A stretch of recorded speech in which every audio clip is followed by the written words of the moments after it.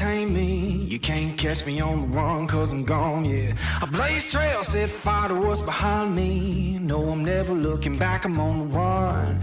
I could only ever be what I'm made to be. It feels good when I'm living on the edge. Watch me now, roll like thunder, gonna shake the ground. Can't stop me now, I don't give up and I won't back down. I'm a force of nature, can't be contained. I got lightning running all through my veins. Watch me now, watch me now.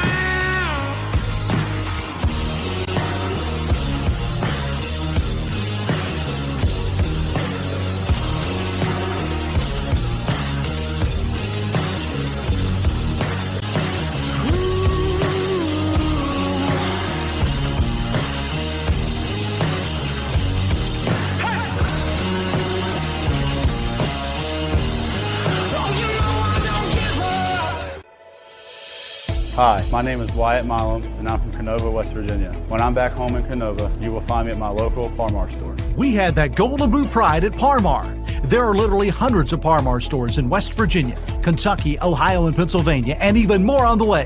Download the Par-Mar app to save even more. And whether it's food, gas, groceries, or whatever, we have you covered at Par-Mar. West Virginia proud and ready to serve you. And if there's not a Par-Mar store near you now, there will be soon. And yes, hello and welcome to the WolfMan's Call. I'm the Wolfman, Dale Wolfley, and I thank you for joining us, and those that will be joining us throughout the day and later. I hope it's a great day for you. It's Tuesday, June 6th. A couple of things have been going on, but tomorrow, let's get right at it. Tomorrow we're going to be in Marietta, Ohio at the Par-Mar store, their big expo golf tournament. It's all for their charity. We're going to be broadcasting live. Par-Mar Stores is our big sponsor, our kind of guys. So we're so happy, 230 plus stores, 5 different states, rocking and rolling, Par-Mar Stores. So glad to be on board. So glad to be on board with people that care and affect the communities of all the states what they are in and participate with. A little bit of a sad day today. Well, not a little bit, but, with Linda Burdett, she actually was a good friend of mine. She was a coach for 37 years at West Virginia. She set records. I had her in class. It was something that was fantastic all the time. Coach Burdett, just an amazing lady. Just wish, condolences to the whole family. She used to love telling stories of me about Jimmy Braxton. Remember Jimmy Braxton, the great fullback for the Mountaineers and the great fullback for the Buffalo Bills, and O.J. Simpson, and Coach Burdett knew how much I loved the Buffalo Bills. So she was good friends with Jim Braxton all through the college years, and she would just give me great story after story after story. And just sad news I heard today about Coach Burdett. God bless her. May she rest in peace. Godspeed. Okay, so now we're moving. Some other news happened.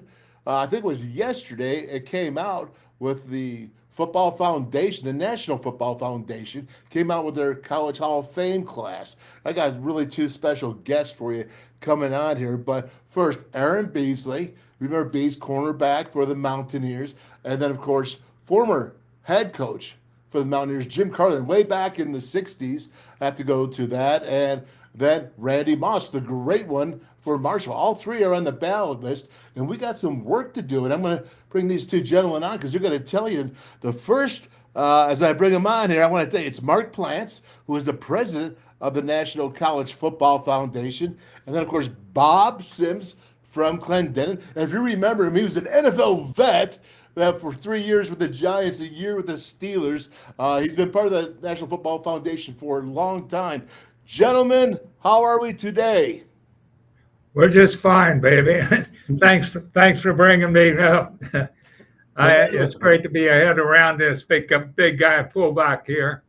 I'm happy you invited me. I've been out of town for a while. I was born up on the hill there in Capitol Hill, digging graves for the summer so I could get my scholarship to Rutgers. All four of us got to Rutgers on National Merit Scholarships, the Sims brothers.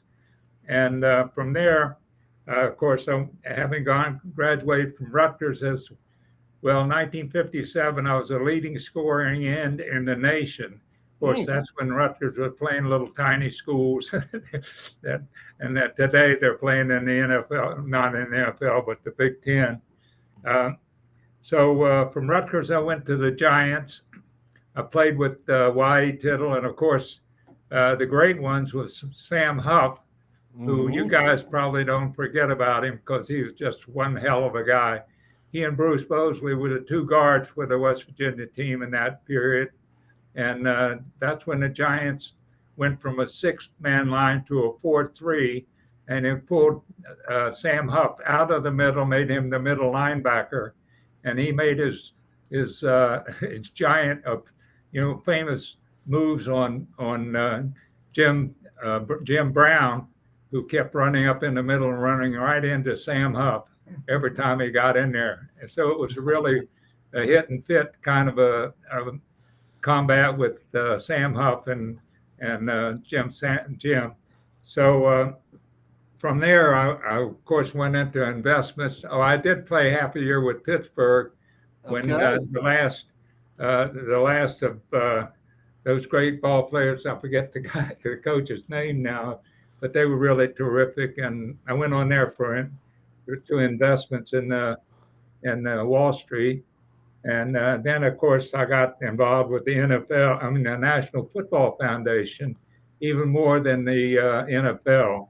And for 40 years, I was a member of a director of the National Football Foundation. And that's really why I'm here to talk to you about this, because this is a terrific opportunity for all the West Virginia kids and all of the other things that have been missing out on millions of dollars worth of subsidies and scholarships that have been given out by the NFL and the National Football Foundation. The foundation has 150 chapters all over the country. It's got over 500 members, and every year they give $1 million worth of scholarships out all over the country, and it's going to be a great opportunity because West Virginia kids have been missing it. I got lucky enough to meet Bob Millett, who's been putting on this the North-South game. That we actually had North-South games when I was playing here at Charleston High School against Stonewall, and they had North-South games, and that's when I first remembered. Of course, we were playing over in Laidley Field, which now I think belongs to University of Charleston. Yeah, well, he brought up a very good point here. This football foundation, the National Football Foundation, has two roles. One is it gives scholarships to young football players, and that's the whole point of this. Is that if you're a high school coach and you're listening to this, you need to join and be a member so that your school is eligible and your players are eligible for scholarships. Last year we gave away $10,000. Now, the second reason why we need to join is as you just mentioned, Aaron Beasley and Randy Moss, both, they're on the ballot. What the National Football Foundation does, it puts together the ballot and helps with the voting for the College Football Hall of Fame. So if you become a member, you're going to be able to, your school is going to be eligible and to receive a scholarship. And number two, you can go online, footballfoundation.org. Write that down. I'm going to say it again, footballfoundation.org. Go on, you sign up. It costs $60, to be a member, and then you can vote. Go on there and vote for Randy Moss and Aaron Beasley, and I keep forgetting Coach Jim Carlin. Carlin, he's before my time. So I'll tell you what, he was a pretty darn good coach, and he also finished really strong on at Texas Tech. So let's regroup this a little bit. This is good stuff. Great ton of history right there in this picture with Bob Sims. Now, Bob had played in the NFL. He came from Rutgers, but he also got involved and helped out with this National Football Foundation. Is that correct, Mark? We got that right? Yep, that's right. Okay. Yeah, he was the director. You were actually the director of the Football Foundation for a long time, right? 40 years I've been with them. Wow. I endorsed and endowed the first National Merit Scholarship that they gave out, and I think 40 years ago. And they're still giving it out every year. It's the first one they give out. They announce it along with 10 others. So I was managing their money in that period when I said, hey, guys, we're going to run out of money if we don't do it. We were giving these scholarships away, and they said, what are we going to do about it? And I said, we're going to endow them. He said, how are we going to do that? And I said, I'll endow the first one. Now you mothers get out there and make some phone calls. And before we had it out, they had endowed all 10 of them. And he's, you know, and he knows the big dogs, right? I mean, he's the guy that can call the national people and help bring money to West Virginia to these football players. That's right. And also, of course, you guys are right on top of all this thing. There's 4 or 5 or 6 really great colleges here that are missing out on all of this stuff. And I spoke to, and I think her name is Winters, who's an athletic coach at UC right next door to me down there on Connaught Avenue. And she doesn't know about all this stuff, but she's going to get involved too. And we're going to, of course, you got West Virginia Tech, you got West Virginia, you got Marshall. And by the way, it's known, and I threw this out to Mark a while earlier, that most of the members of the chapters are local. So long term, we're going to have, like in Connecticut, when I left there, they had 4 chapters in Connecticut. It is smaller than New York, than West Virginia is. So eventually we're going to have a chapter in Huntington and one in Morgantown, and probably one, of course, one here in the central part in Charleston. So it's just a dynamic place to be and be involved with. The West Virginia chapter has really been kicked off now. We started about a year ago, but it sort of failed until we got Mark and Dan Gant and those Greer guys. And Dean Jeffries involved. So. Yeah, so it's the Hall of Fame is now in Atlanta, Georgia, and that's where the headquarters was originally in Syracuse, then in New Jersey, and then they were going to make it. Well, see, West Virginia, I mean, Rutgers and Princeton played the first game of football 100 some years ago, and they wanted the Hall of Fame to be there, but they couldn't come in with the money, and so they got their headquarters now down in Atlanta, Georgia, where they got this huge, unbelievable museum about all the football players that ever played football before. So it's just an imaginary thing. And by the way, the headquarters is now down in Texas, because they had to, originally it was just a northeastern kind of an operation. Now it's national, and they have 150 chapters all over the country with 500 members, and it's really cooking. Well, and here's the interesting thing, and why it's important to join and vote, because really, West Virginians, literally, there's like 15 or 20 members right now. So we basically have no voice in this, and this is, it's a situation where if we get a couple thousand people, signed up and voting, we can swing the whole vote. Yeah, I checked it out the other day, and Beasley didn't have many. I don't think he had any votes from here. He had mine, but I don't think he had anybody else's, because they sort of missed the opportunity to vote for him. But that's just part of it, because there's, I think, for the North-South game, Millett's got, I think, 70 high school football players coming here. And right now they're over West Virginia Tech, warming up, getting ready to play the North-South game this Saturday. And it's just going to be a hoop-to-do thing. So the combination between the North-South game and the chapter is just going to be dynamic. And we're going to have more people working hard and doing the right stuff. That it's really going to expose these kids to some great opportunities as far as scholarships are concerned. It also gives great opportunity for people like Miss Winters at UC to see who the really great football players are in this state that are apt to be going to UC or Virginia Tech or West Virginia. Of course, they'll want to go to West Virginia, and then secondly to Marshall. I guess, I don't know. I'm not up to on the locals on that. But he mentioned something that's important about is when you got to join. Time's of the essence here, because the voting is up at the end of June. So you have to the end of June. So let's get down to what we're trying to get at. Okay, and that is for people to join. I believe what's the price tag?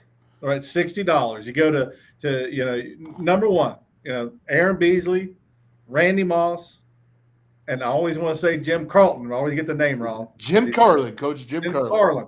I get the name wrong. Everybody, go online, footballfoundation.org. You got to pay $60. The website will have a drop-down box. You go to join. I want to be a team member. You hit join, and it walks you right through it. It's $60. You get to join. You go on. You can vote. I'm going to mess it up again. Jim Carlton? Jim Carlin. Jim Carlton, yeah. Gosh, that's so hard for me to remember. Jim Carlton, Randy Moss. I'm good. You think he's been hit more times? I don't know who's been hit harder. Have been hit more times in the head here. I have no Jim idea. Carlton, Randy Moss. You go online to footballfoundation.org. You pay $60. There's a tab that says join. You hit that tab. You put in your information, and you can vote for Jim Carlton, Randy Moss, or, of course, Aaron Beasley. Okay, listen, I'm not going to repeat what you just said because it was Jim Carlin. Carlin, Carlin. Carlin, okay? Just so you know, no, it's Carlin. All right, Clancy. Carlin. No, Bob, when he first came on, was like, "Hey, listen, I've been hit in the head a few times. I got my hearing aid on. I think you're the one that needs the hearing aid now. Bob's doing just fine, thank you very much. But it's Carlin. So basically, this is what I really wanted to get at, and we miss bees, as Bob said. We miss bees. And do you know that Danny Buggs, wide receiver, is not in the College Football Hall of Fame? Because you have to be an All-American, which he was, first team, a consensus, I believe, or to be on there. But you got to be a consensus All-American. Because we did not have any people voting, okay, because it was not, we have no Danny Buggs. Well, Brian Joswiak, you can go down the list of the consensus All-Americans right now. Aaron Beasley is on the ballot right now this year. Jim Carlin is on the ballot, and Randy Moss. Now, I'm not going to say I think Randy Moss is going to have no problem getting into the College Football Hall of Fame. I think we got to really focus on all three of them, but make sure that Bees gets in there because that's our guy, and that's who we love because we're teammates in that era. But Jim Carlin, of course, and Randy Moss, man, that's what we need. West Virginia needs more representation. So we want to make sure that we get out all of the people that can do that to go on there, pay $60. And because Danny Buggs is not in the College Football Hall of Fame because we didn't have enough. So we need you. And I know it's a $60 investment, but it's a good investment. It's a right investment. It's a moral investment. And that's what I am a member. I am going to vote for Aaron Beasley, Jim Carlin, and, of course, Randy Moss. And it's the nationalfootballfoundation.org. Get your votes in. You only have until the end of June. And that's what I'm going to say because you know why? Because Danny Buggs is not in the College Football Hall of Fame. It's a shame. And I want to thank Bob for all you've done for 40 years of running the program and your scholarships that's coming this weekend in the North and South game. You are doing that, man. And that's, or you've done that, and you set up the endowments. And how can we thank you? Because I know some people that have enjoyed that scholarship. And I know how important it is. So thank you for that. Thank you for your time, Clancy. Thank you for taking this up because it's not easy.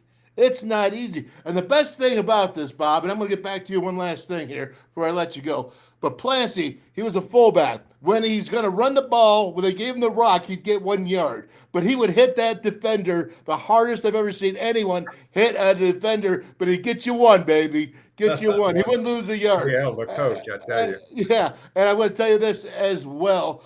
Bob, when you guys were at the Giants, wasn't that Tom Landry that invented the 4-3 with Sam Huff? Yeah, that's right. You got a great memory. Tom Landry started that. Of course, a year after that, they traded him off to the Cowboys, and he went down there and was there for 20-some years. But he's the one that went from a 6'2" to a 4-3 and brought Sam Huff out of the middle there, made him a linebacker, and he was off to the races. That was great stuff. That great memory you have too.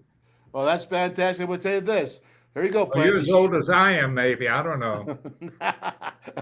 Not quite, but I'm going to get there. I said it. I see my future, baby. I see it right there in you, Bob. And I'm darn proud to be so as well. But I hope I'm as sharp. Apparently, I'm not going to be. I think I'm the oldest living New York Giant right now. I think Really? Okay. maybe Big Rosie Greer is still alive. I think he's 2 or 3 years older than I am, but I'm older than the moon right now. So I'm still cooking though, baby, and I'm still helping Mark, and I'm still helping you guys get this thing going. They have 1,600 members go to the dinner in Las Vegas last year and the year before that. They're going to have it in the second week in December this year. You guys got to go. It's just a hoop and a holler Me out and there. Wolfie, you buy us a plane ticket, buy our dinner. We'll go out. Me and Wolfie will fly out to Vegas with you. Well, by the way, he's already got about 10 or 20 or 30,000 in the bank down here ready to give out as scholarships. And so it's ready. That's true. That's absolutely true. He's got the money, baby. So we can bring up the those guys that deserve it. Excellent. Now, do you see this right here that Shannon Workmen said? Because I remember watching Plants run over people back in high school when they showed his highlights every Friday night. Did you pay Shannon? Did you pay him or something like that? I don't know. Somebody. I don't know about that, man. That's probably my wife has snuck on there as a fake name, trying to build me up. Oh my goodness! All right, gentlemen, listen. I'm going to let you go. Bob, thank you. We'll bring you back on. Let's do this again way before the end of June, so we can just keep pumping this up. Aaron Beasley, Jim Carlin, and of course Randy Moss. Mark Plants, president, right now current, and then Bob Sims, former, and possibly the oldest living Giant. Thank you so much, gentlemen. Thank you. Thank you. All right. God bless you. See you. That is awesome. You know what? You guys, I'm telling you what, I don't know what, you can't get wisdom, experience. I mean, it's just so amazing for me. It's beautiful. And I'll tell you what, Plancy, I'm not kidding you now. Listen, all right, if you said, Plancy, go, I want you to get that and go hit that dude right over there, or go hit that wall. You see that brick wall? Go hit it. I think Rich Rod actually told him that a couple of times. But he said, go hit it, and he would go hit that wall, and somehow he's now a lawyer. Who would figure, right? Clancy, smart man, doing some great stuff. National Football Foundation. People, I keep telling you, man, it is that important. What do we got here? Oh, I guess Shannon's saying here, I ran into him in an elevator. Let's read it. Into an elevator in downtown once while he was working here in downtown. LOL is right, Shannon, because you ran into him downtown while working in downtown. All right. That's right, Plancy. You got a fan here, buddy. In fact, this is Shannon. He's going to come on because it's the who's going to jump on. Who's got the big guts to jump on next? So we got another special guest coming up. We got Travis Knobbe, Obi-Wan Knobbe will be coming on here. I'm going to wait for him to get on board. But until we do, what do we got cooking here over in my thing here? Oh, what do we got to do? Right there, man. Game changer. Look at that. Just check this out because, this is really special. Game Changer, get up here. It's GameChangerUSA.org. It's One Pill Can Kill. One Pill Can Kill. Joe Bozick, I had Meg Bulger come on the show a week ago. She's been on there. She was down there at the Greenbrier, just doing fantastic things. I think it's important. I know it's important to show this each and every time, every week. And Game Changer for sure, GameChangerUSA.org. Okay, what else we got cooking today? Well, we're going to have Shannon Workmen is going to come on. He's going to talk about, I'm not sure what he's going to talk about. He didn't actually tell me. He said it's something football related, so we will see about that. And there's something else I want to talk to you about. I want to show you. I don't know if Plancy, I don't think Plancy played Penn State, but I'm going to, again, do this one more time. People were talking, hey, it's this game, whatever, Penn State. I'm going to play this because I want everyone to know. When I went ahead, okay, so here we go. Here comes the rant, right? When I went ahead and sat there and talked about the spring game. And the spring game, what did I say? Was there a sense of urgency on the team? You know why there need to be a sense of urgency? Is there a sense of, you run a reverse in the first quarter, because I want to see Garrett Green actually go through a progression, an actual progression from open receiver to maybe your second or third choice, maybe throw the release out there. It was a 3rd and long, but they chose to throw what? A screen or a reverse to Garrett Green. And it was like, we're having fun. Well, I'm going to tell you, you know why? What's not fun? And I'm going to show this each of you, because this is not fun. Going to Happy Valley, okay, is a battle on the football gridiron. It's a battle, okay? There's nothing really fun and, fun. It's a battle. Now, it's fun when you kick their can and it being physical, but is it fun to go into Happy Valley? This is Happy Valley.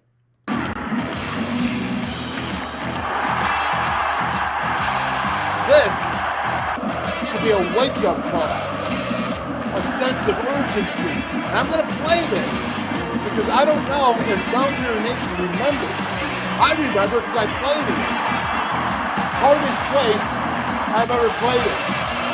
Right there, hardest place I've ever played it. Check it out. First game. We're going in there with a team that isn't very old. A team that has not a lot of seniors that have been in the program. A team that has not had great success in the past. A team that really has one starting quarterback for one game, and he didn't finish it because he was hurt in that game. This is what it's like. This is the wake-up call. A sense of urgency is needed. Okay, not for just the fans who are talking about, simulation games on your John Madden, Atari, or AI, or whatever it is. It's talking about the reality of what is going on here, and that's the difference. The difference is I'm not afraid of Penn State. I went to Penn State twice and played. The heck with anyone who thinks I'm afraid of Penn State. What I am is I want a sense of urgency, because every single repetition counts. Every single repetition counts. And because you're getting ready to go to Penn State. Now, I don't know if that actually gets you going fired up and whatever. I hope it does. I want the Mountaineers to get fired up and get ready to go, because every day they're in summer workouts right now. Every day that they're going to hit there and get into camp, every single rep counts. I don't want to see a stick and reverse on the first 3rd down situation in the spring game. You know why? Because I knew that's what it was like for them to open up with, to go into there, because there's going to be a sense of urgency. Every single rep counts. You say, hey, Wolf, you're crazy. Am I crazy? No, you know what's crazy? Is walking into that game and you're there and me looking over to Major Harris on the right, because I can't hear what he's saying. He's right next to me, and he's saying, or he's calling the play, and I can't hear him because it's too loud. There has to be and I got Penn State dudes that are over there, and they're snorting snot. Well, you know what? I snorted snot right back at them. But it doesn't matter, because it's a battle. It's a battle between the white lines. When you go outside those white lines, no big deal. But when you're in them, it's a big deal. When you're up there at Penn State, and it's the hardest place that I personally ever played. The hardest place. And again, don't sit there and say I'm fear. I'm trying to wake up Mountaineer Nation, understand what we're headed into.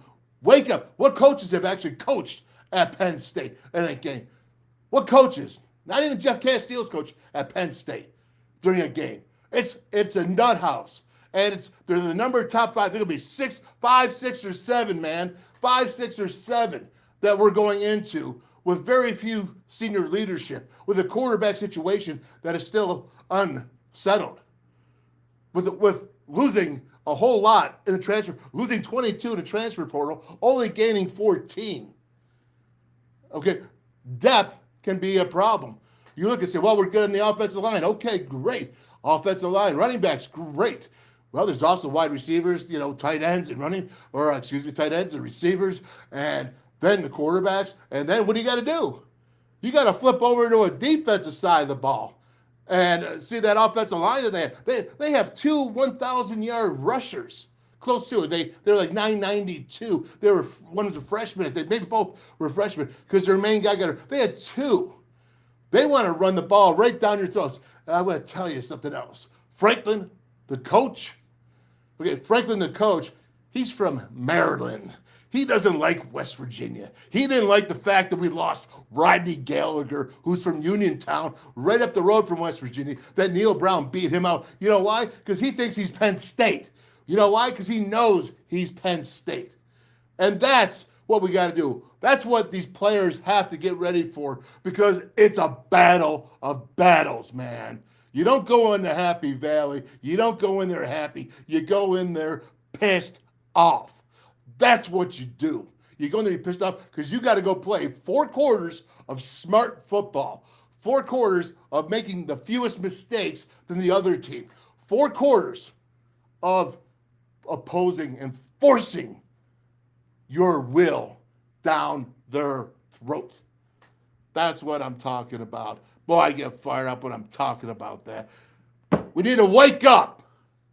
These assimilation games, silly. It has nothing to do with playing at Penn State. Nothing to do with it. The talent levels are there. They don't even know who's going to finally be on the team yet.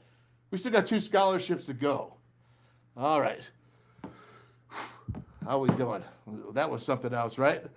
My man, Travis Knobbe, we've got to find out where he's at. He's having an issue here. Supposed to be on my rant. My rant. I actually liked it. So, Shannon, why don't you come on, man?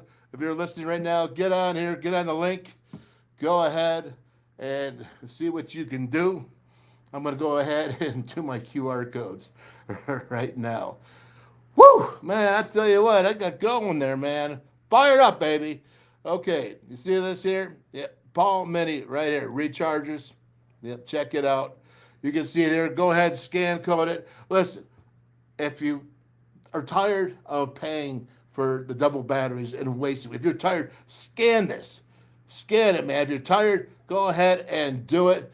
Get Paul Mini rechargers and batteries, and you know what, man? It's like I'm looking at this and I'm saying you got your AA batteries, you got your charger for your cell phone. You know why it's so important? If you go green with Paul Mini, you save green. That means green dollars, man.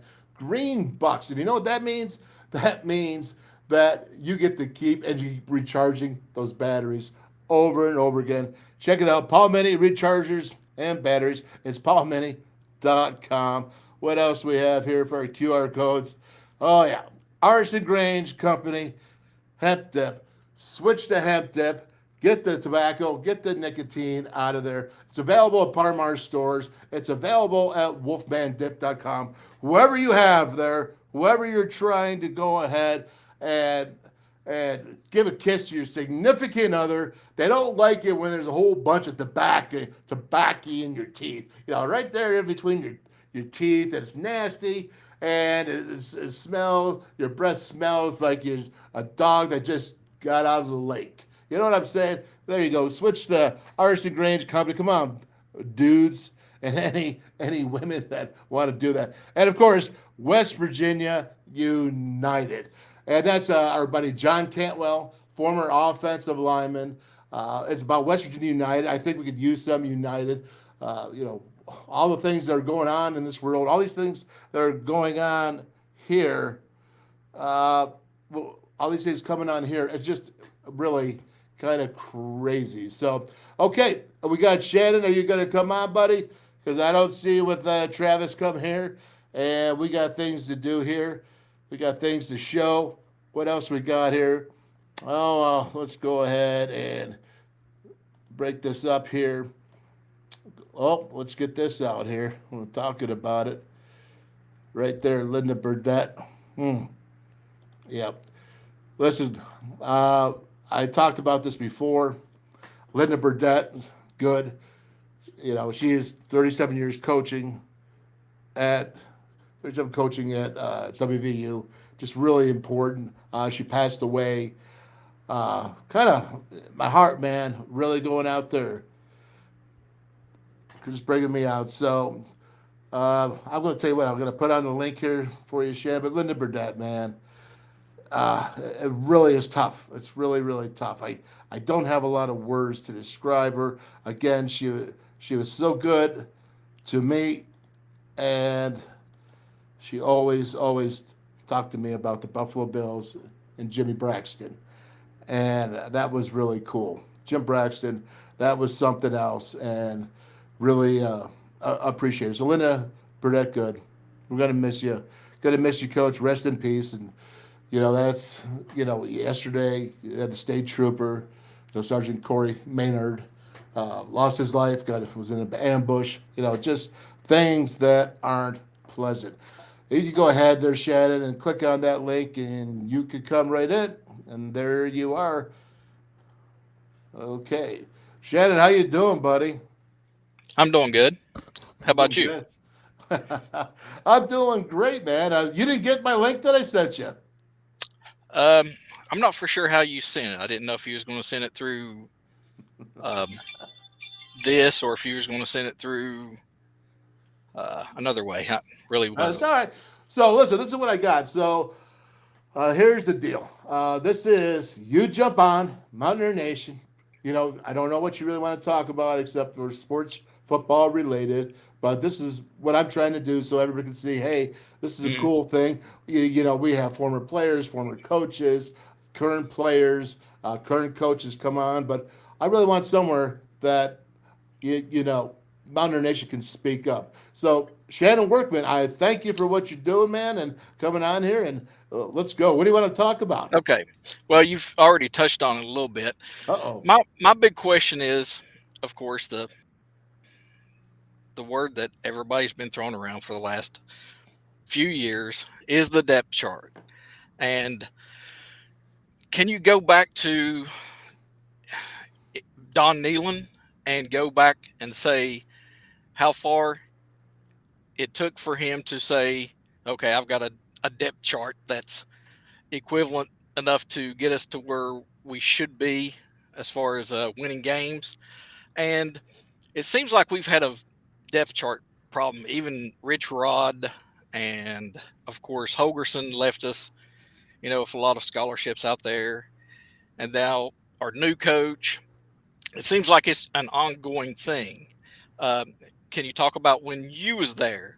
Was there what the depth chart was considered on your teams? I mean, especially like the fall off from starter to second, maybe even third on the depth chart. And also, did it seem like offense or defense was easier to get more depth on depth chart? Because nowadays everybody sees the YouTube highlights, everybody sees the 5 wide receiver sets, and everybody seems to want to be, offense. So can you kind of touch on exactly what our realistic expectations are at WVU for a depth chart? Yeah, I think a depth chart is totally possible. That's why I was going to have Travis Knobbe come on here before. I don't know what happened to him. I hope he's all right. But Travis just put out an article out about how the assessment of the transfer portal was this year for WVU. And in his article, WVU lost 22 people. I don't know if they're all on scholarship, but 22. And we've gained 14. Now, 5 of those players have any Power 5 experience. And I think so that means 9 of them are not or are currently coming from there. I know that Beanie, the cornerback, played 4 years at Western Kentucky before his 5th year at Minnesota, and now he's back for his 6th year. So that's a lot of experience. That is a lot of battling going on there. So that's a guy who's been in the fight. Okay, so let's go back to Don Nealon. That was your question. We had 125 guys, 85 scholarships, and the rest were guys that had walked on. And just like Neil Brown and just like Rich Rod, who Rich Rod was a walk-on, if you remember. So I mean, he put a huge emphasis on that, and Don Nealon did it as well. We had some great players, but altogether, in fact, we had a lot of players from West Virginia back then that were actually Division One, Power Five material, or could be produced to be that with some development. And so we had a lot of development going through. In fact, in 1988, we rotated 2 lines continuously the whole season. Continuously. In fact, I had more repetitions than the other guy at right guard, Bobby Kovach, when we finished out numbers. I probably only beat him by 4 or 5 plays, but that's how many plays that we actually played during the season. And the fact that we had that offensive line, we had a defensive line that was too deep. And I mean, you go to Chris Parker, to Pat Marlette. I mean, you could just go down the list to David Grant. I mean, Scotty Summits. I mean, we had depth, but again, a lot of that was the depth because we didn't have transfer portals. I mean, I can remember being a freshman saying, Mike Jacobs hates me, and almost whining and crying, right? Because this guy hates me, and it's like, there's a whole thing to it and about being hard-nosed. When you want to become hard-nosed, you have to go through the process of being a hard-nosed. And that means that it kind of can hurt when you're an 18-year-old kid or young man, however you want to look at it, but you're going against a 22-year-old man who has been 4 years in a Power 5 weight room under Al Johnson, as we were with Don Nealon. So what we had was a lot of depth along the offensive line, a lot of depth along the defensive line, linebackers.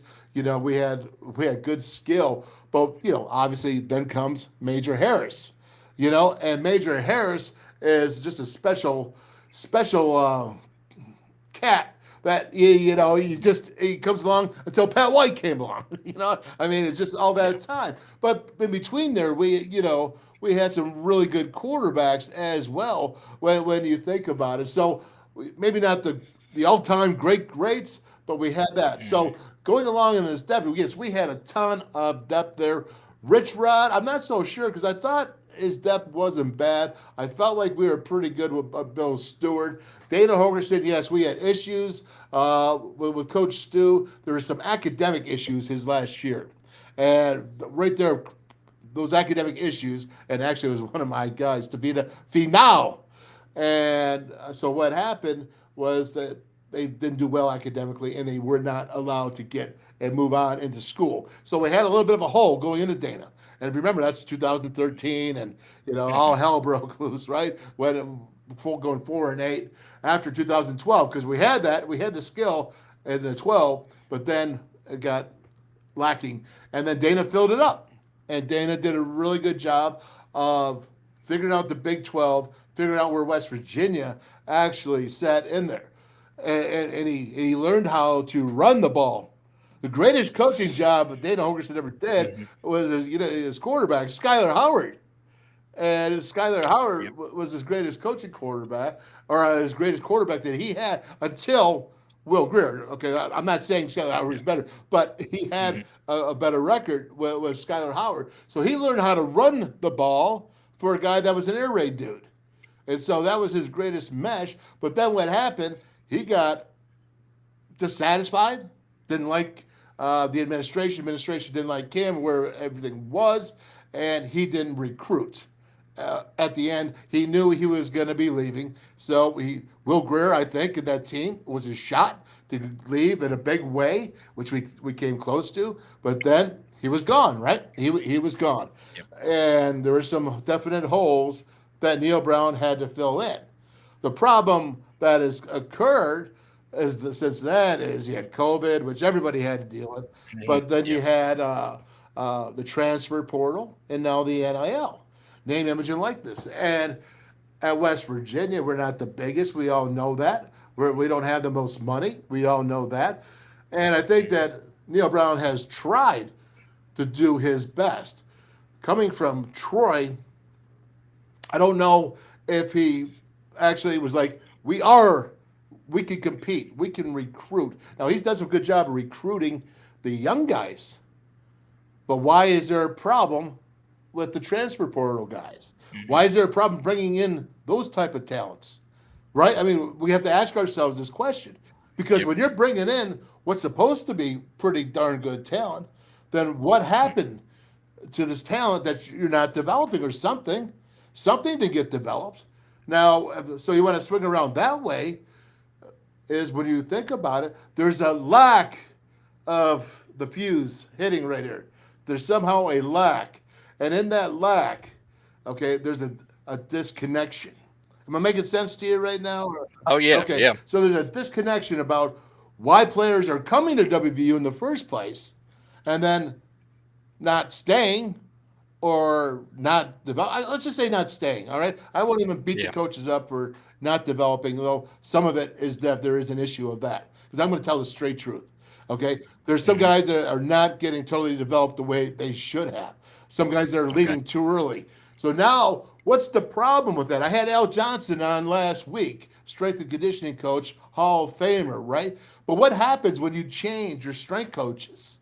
Well, you get a different communication level, right? You got to relearn some of that communication at your new place, or you're coming from an old place. Does that same coach do what the old coach does? Okay. Whoa, we haven't even touched what a football coach does. I mean, that's even so much more difficult to get on the same page. So you have all these transfer portal. I mean, you just saw Bob Huggins and go through basically probably 70% of the season trying to figure out how to make this 5 to 7 man, 8 man rotation work. Okay, well, we're talking about 22 guys on here. Yep. And when you got to go ahead and reload, it's, yeah, you have more coaches, but it's still about relationships. It's still about joining in. And so, whatever that disconnect is, I haven't totally figured it out. I do know this, that it's there. And that's what needs to be solved. And the fact that they're bringing in 9 guys out of 14 that are not Power 5. Listen, man, okay, you're talking about Montre Miller being ranked in the 80s, I think it was 82% or whatever. It is his rating of coming from Kent State. Okay, that's cool. And obviously with Woods, that was a great pick. How many diamonds in the roughs can you find? I mean, how many can you find that are equipped to go against Oklahoma? Okay, we don't go against Texas this year. Go against Kansas State. How many of these guys? I remember watching Texas. I remember watching Texas Tech, the game last year, and these guys act like they never seen that kind of speed before. And I'm like, well, you know what? They haven't. You don't find that at Murray State. Okay, you don't find that type of speed, and that's not a rip, but you're not going to find that speed at Murray State. So, what is one to do? Well, you better develop them. Okay, I don't know how with the reality of the progress of what's going on. Well, you're bringing in all these new players in here. Okay, so you say, like Taj Alston went to Colorado. Well, that's like a 6-year dude now. Okay, he can fit in a lot better than trying to bring in some of the young guys and understanding it. Well, who's going to step up and who's going to lead? Okay, now let me tell you something. Lee Koba, I think, is one heck of a player. I think he's tough as nails. Okay, and I love watching him. I'm not so sure he's great on this, switch. He's great running one way. He's fast as heck, right? But is he real good going right and then all of a sudden going left? Not so sure. I think that's still out there about him. But I know he's tough as nails. And I know that he's going to hit an offensive lineman, a fullback, a tight end, anyone. He's going to hit him as hard as he can and probably bring some pain to the opposing player. But again, is that you're talking about some guys that you're not sure. Who are you having in the defensive line? You talk about depth. Who do you have for starters? Who have we lost? You lost Darren D. Stills, Dante. You lost D. Stills, and that's the most TFL guy we have. Yeah, I don't care if he got an extra year, but it's still, he was one of the best defensive linemen we've had in years. And then you lose Taj Halsted. So who's left? Sean Martin? Yeah, Sean Martin's a pretty good young player. And actually, I do think he's getting developed. So let's say that. He's getting, but what's behind him? Who do you have? Yeah. I mean, when you bring in, okay, let's say I like Ezekiel Lawton came in last year, and he was 260. Now, he's a Southern West Virginia boy. I like him. I think he can be built up. But was he ready to play last year? No. He came in from Cincinnati. Was he ready to play this year? I'm not sure if he is, because you need too deep. You just lost Jordan Jefferson, and you're replacing with a guy that couldn't even go 24 plays full-time hard all the way. He couldn't do it. It just was not there.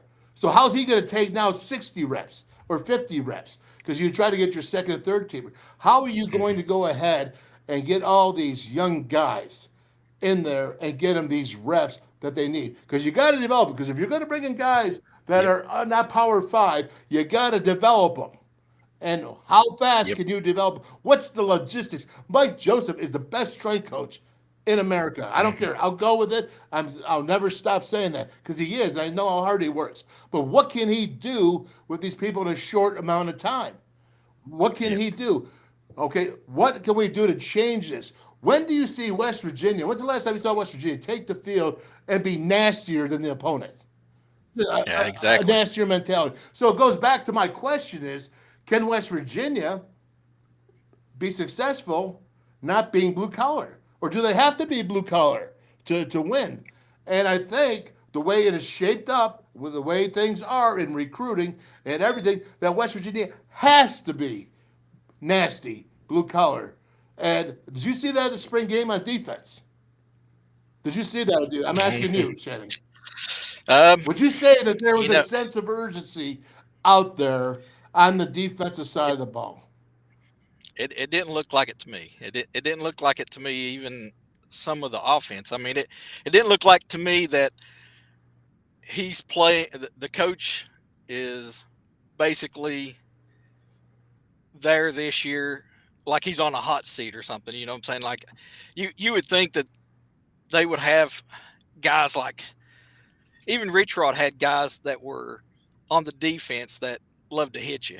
Nope. And it just seems like we don't have that kind of mentality anymore at WVU, especially on the defensive side. I mean, we went to that, I don't know, that kind of soft offense where it's a lot of passing.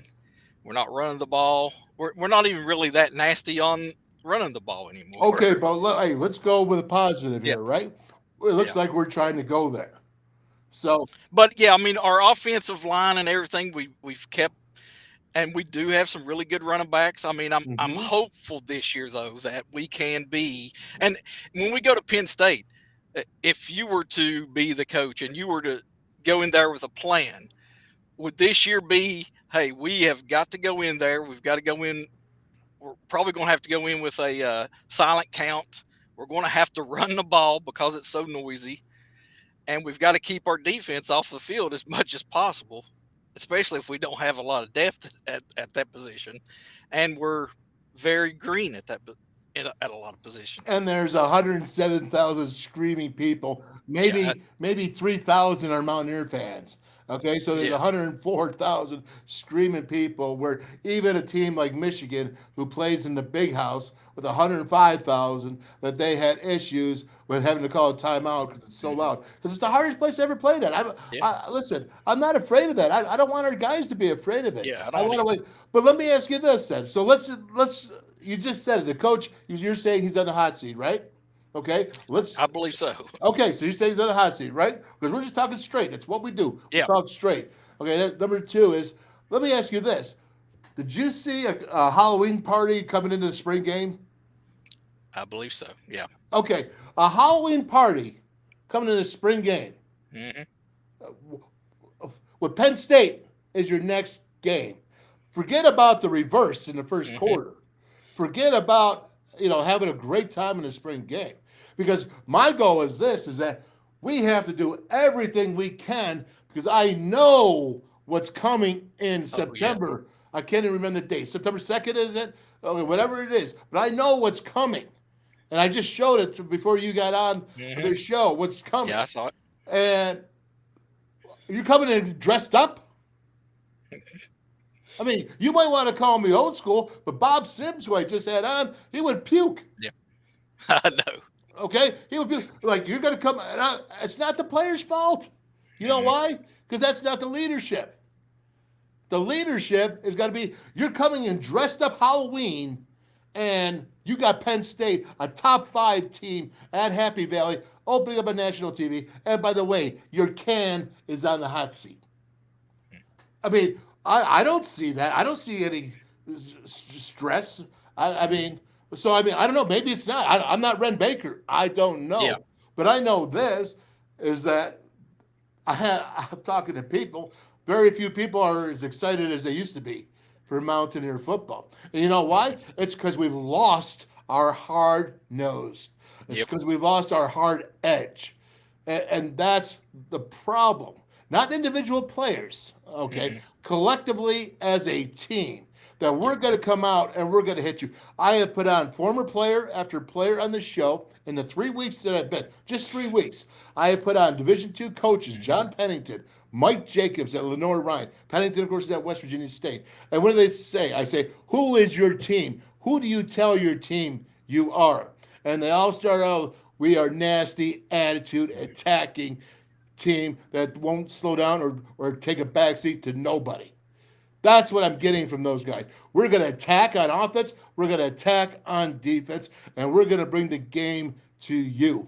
Now, that's former players. That's Don Nalen.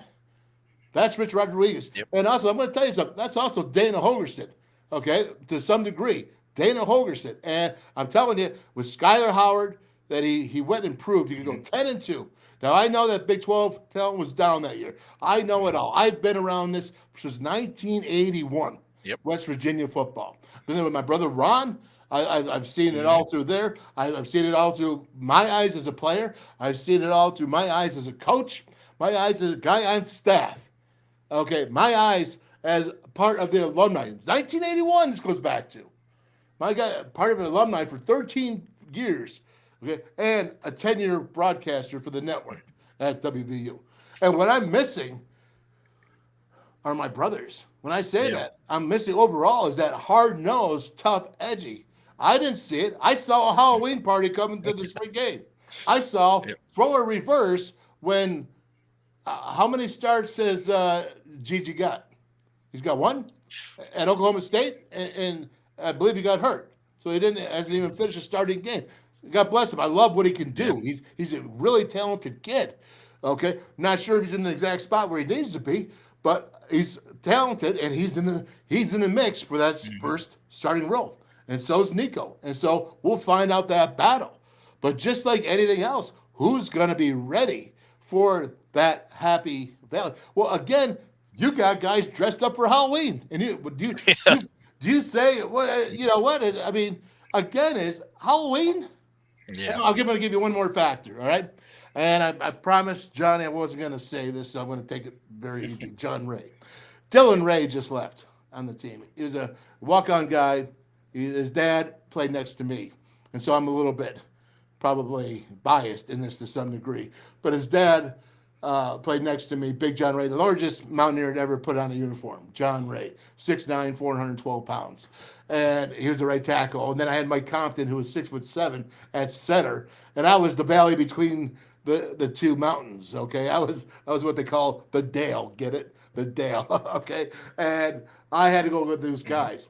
Dylan Ray is one of them. Dylan Ray is 6'6", 300 pounds. 2 years, he came in, he was too weak. And I'm like, yeah, I can see it. You know what? You're a walk-on. That's good. Let's walk you on and get going. Well, he's on the 2 deep within a year. And he keeps telling them, you know, guys, I need a scholarship. I'm going $80,000 of debt right now, 2 years in. And he's saying, I need a scholarship. And so the miscommunication is this. Don Nalen came on a couple of weeks ago and said, if I was in a meeting with the AD or the president, they could call me out. If a player wanted to see me, I'm out. I'm out of that meeting, and I'm there to talk about him. Okay? What happened was a miscommunication that Dylan Ray, 6'5", 6'6", 300 pounds, he sat there all day long waiting for the coaches. And they're saying, we're going to get to you. Now, Matt Moore, to his credit, but what I heard on the story, Matt Moore gave him credit. It was like, just hang in there, Dylan, hang in there. But Dylan Ray was waiting all day long, and saying, listen, if I don't have a shot, I got to go. And so, let's put it to miscommunication. Miscommunication, okay? Let's put it there. Dylan Ray's on scholarship in Kentucky, SEC. Yeah. Right now. He went to transfer portal. Now he's on SEC. How do you let 2 years invested in a guy go when it's about miscommunication? That's a shame. Not connecting. Yeah. Something's not. Now listen, that's also a legacy boy. So yeah, and I was going to mention that too about legacy. I mean, we've had so many good football players, that has to have family members, that they could talk into coming to WVU that's actually good, or got the genes to play Division I. And now you're explaining to everybody what's going on up there, with that situation. I could see why people wouldn't want to come into a situation when you have stories like that. It's a shame. Well, it's a shame. And I'm not sitting here saying that West Virginia can't win. Oh yeah. West Virginia can't win if they're not blue collar. Okay, West Virginia can't win if they're not tough. Major Harris was tough. Don't tell anybody that Pat White wasn't tough. Do you ever watch some of those blocks he made and the comebacks for Slayton? Pat White was tough. Oh yes, he was. And you could go into Rasheed Marshall was tough. Mark Bolger was tough. Yes. Those players. So when you sit there and you talk about the skill guys, you could sit there and Darius Renault was tough. What I mean? That was the whole attitude. That was everybody was blue collar. It didn't matter if you're a skill position, if you're a line position. It didn't matter. It's not just Dale Wolfley saying this.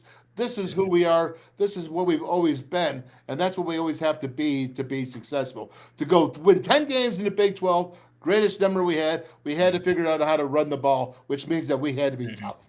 We had to be tough, and that's what the bottom line is. So let's see what Neil Brown does here. Okay, let's see this offense line. Let's see what Chad Scott is given when he sit there and try to make this offense run. Now, last but not least, the biggest question, who's going to make that defense change? What leader? Lee Colbert? Let's go, Lee Colbert. Okay, hate to put this on you, buddy, but I don't know anyone else. Sean Martin. All right, Sean Martin, let's go, brother. Let's put this on you and do this. Okay, some of you older guys, step up. Step up where you need to. Lee Colbert came in, and let's be honest, he was mature right away, and he took over in defense. But we need all more. We need more. I'm done. We need 11. I don't know if we have 11. I don't either. I don't know if we have 11. So no matter how much we score on offense, if we do, okay, because we still got undecided quarterbacks, still haven't had much experience in that department, still got receivers that are very inexperienced. Okay, I love the tight end. I love that we have a tight end to go to. I've been crying to go to the tight end for years. I mean, no one can say, no one who knows me, follows me, says, I've been saying tight end, most unused player in the game of college football. Okay, not the NFL, college football. Okay, so with all that being said, I want to see Neil Brown on this year of his turn this team into hard nose. My problem is we had a Halloween costume outfit challenge for the spring game. Now you want to talk about disjointed, not connecting. That's what I don't understand. And that's what I don't know how you're going to say, well, do you guys know what you're going to open up against? Do you know in 3 months you're going to enter the scariest place you've ever been as a football player? And you got to be there, and you got to think, and you got to not make mistakes, and you have to execute at a high level to even be in that game. They're out there on this YouTube thing, and they got this assimilation game. There's some of us players simulating it, and it was like 23 or 30 to 20. I don't even know what the silly score was. Okay, that's not going to cut it. It's the living and breathing, the Jimmies and Joes, those breathing Jimmies and Joes that. Geez, I got off on actually take oxygen into them. That's what counts, not some assimilation game saying, well, look, because they simulated that way, well, West Virginia must be pretty good this year. It doesn't work that way, man. It doesn't work that way. And we have a very tough schedule. I mean, we've one of only 2 or 3 or 4 or 5, whatever, that's actually playing all top teams. I mean, as far as like a real tough Power 5 schedule. Well, I mean, We that's can't. like Shane Lyons, right? Yeah, You know, yeah, and Shane Lyons has Alabama on there. Now he's going to be at Alabama when we play against Alabama. I mean, I don't know if he foresaw that coming, but I mean, like we need the Big 12 is the Big 12. We yeah. don't need. I mean, the SEC doesn't play all Power 5 teams for a reason. You get beat and up.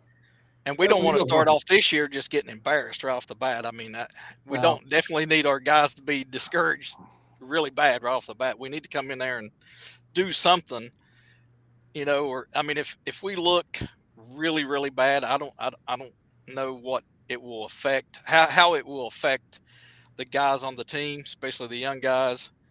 And I'm hoping we can stay in that game, and maybe if it'd be a miracle to win it, it would be great to win it. But if we don't, we definitely don't want to get embarrassed. right. Well, I'm going to tell you this: if West Virginia wins that game, Franklin's on the hot seat right off the bat. Oh, I'm sure he would be. I guarantee you. Okay, that's the odds. Now listen, it's okay. We can go ahead. Let's go win. Fine, That's good. right. But that means you got to go and give everything you got, and you got to go play a perfect game, and you got to be. Guess what? You got to be blue collar, man, and that's where the Wolfman's call That's is right. going to end today. And Shannon, you can come out anytime you want, man. You Thank obviously got some knowledge.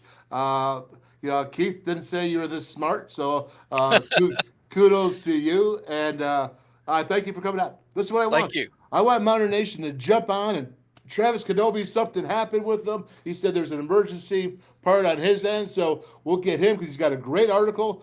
And Shannon Workmen, thank you, man, and you Thank come you. on again. All right, I want you to come on. And Thank you. What do you want to talk? All right, man. Thank you, All right. and have a great day. We'll You see too. you now. Okay.